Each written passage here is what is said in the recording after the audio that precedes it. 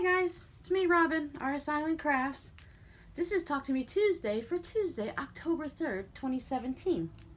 I hope everyone had a great week last week. Things have been going pretty smoothly here, nothing exciting. That's always nice to report. Over on my blog, RsIslandCrafts.blogspot.com, there will be a link down below. On the first of the month, I like to put up a post of what I've been working on that month. A lot of times when I'm working on knitting and things like that and embroidery, I don't always get a lot done each week, and it just feels a little tedious. Oh look, here I knit an inch. Oh look, I got 3 stitches put in.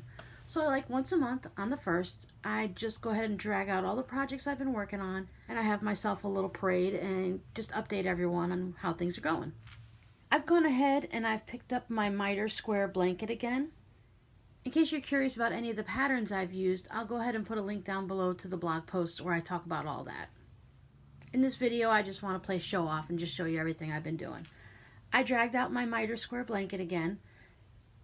In the knitting world, for the month of December, we tend to do an advent calendar where each day of Advent until the 25th of Christmas, you knit 1 square on your blanket.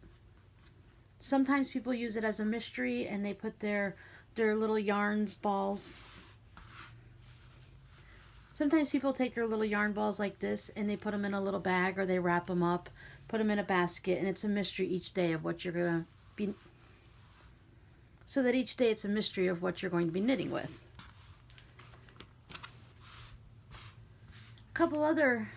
In another group I'm in, a bunch of knitters are also doing that for October. And since this blanket is going to take forever, it takes about an hour or so to knit a square on, I call this my 5-year blanket because I feel like it's probably going to take me about that long. I thought I'd go ahead and do a square a day for October, November, and December. Now when I say a square a day, basically I just want for the end of October to have 31 squares done. Whether I did, well, I would never do all 31 in one day, of course, but whether I did 7 squares on Sunday or a square every day. So whenever I have a chance, I'm just putting on as many squares as I can. I have 1, 2, 3, 4, 5.5 right now.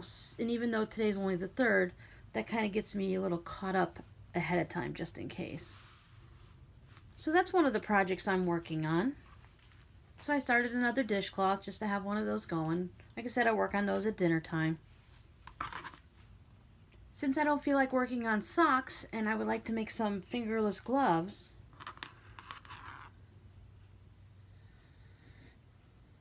I went ahead and started the knotty gloves pattern. I made half of one glove before in a knit along, and everyone decided it was too hard and they all quit and started another knit along. So I wanted to be part of the group and I wanted to knit with them, so I went ahead and tore out my glove. But I really liked it, so I cast one back on. And that's taken place of my socks this month. When we found out about Hurricane Irma, I knew we were going to have to probably evacuate to my kids' house, and I wanted to make sure I had a nice, easy project to work on that wasn't just socks. So I went ahead and I started my sweater. I know right now it kind of reminds me of candy corn, but I have another couple colors coming, and that'll change it up a little bit. This is a bottom-up sweater, so this is the bottom of it, and then you knit all the way up to the neck and add the arms in. And up towards the top, around the shoulders, the chest, and the back area, it's going to have some fun cables on it, so I'm looking forward to that. I put some time into my Hocus Pocusville embroidered quilt project. I was up in this section up here, so I got this whole basically row done, and now I'm down here. So that's been coming along nicely. If you come over and hang out with me on YouTube, you'll see that I also was working with a ticker tape pillow top cover. So this is as far as I got when I was filming the little video. So this week I'm hoping to go ahead and get this put together and into a pillow top. I don't need to have another project just languishing around. One of the things that I did have fun with, I've been playing with this for about a week or so, a little bit here, a little bit there, is I made a tote bag. I'm not sure what I'm going to call it, Crazy Witch's Legs or Witch's Legs tote bag. But I did a little quilting. This is like that dance costume. I put a white fabric underneath it because it's basically see-through. It's that that nylon netty type stuff that the dancers wear. Tulle, I don't know what it's called.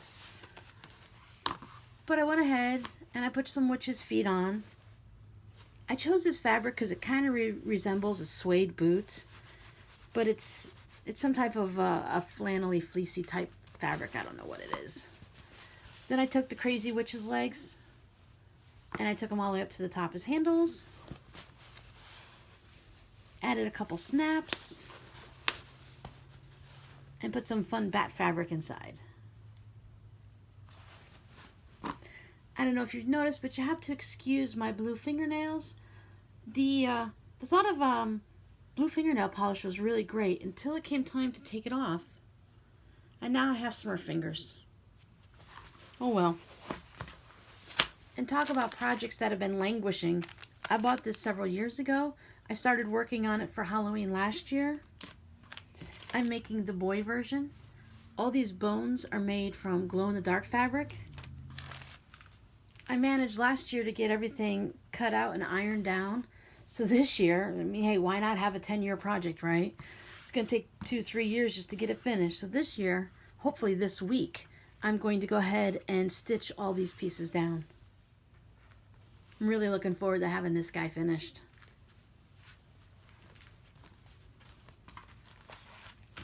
And what's good with this kit is you actually get enough fabric. I can make a second one of the boy.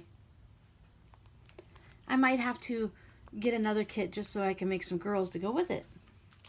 And then the only thing left is I won this Halloween Spooktacular jelly roll. Oh, several years ago. But it's just so nice. I love the colors. I love Halloween. I love Halloween colors and decorating. And I've just been saving this for the perfect project. And I finally have figured out what I'm going to do.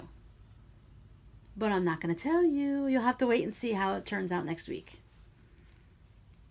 I'll probably go ahead and film while I'm sewing it, just to do a little sew along. Look at all those fun colors. I love jelly rolls. Jelly rolls, it's just because I'm terrible at matching fabrics, so I love a jelly roll because it all matches. It's all in the same line. Someone has taken all the guesswork out for me. Fun, fun, fun. So that's it for me this week. I'm looking forward to seeing everyone's rainbow blocks. Oh my gosh, you guys, those rainbow blocks are just gorgeous. Paper piecing like that is not beyond my ability. It's just beyond what I want to do. It's a little bit too fiddly for me, but I love seeing everyone else's blocks. Keep up the good work. See you next week. Bye.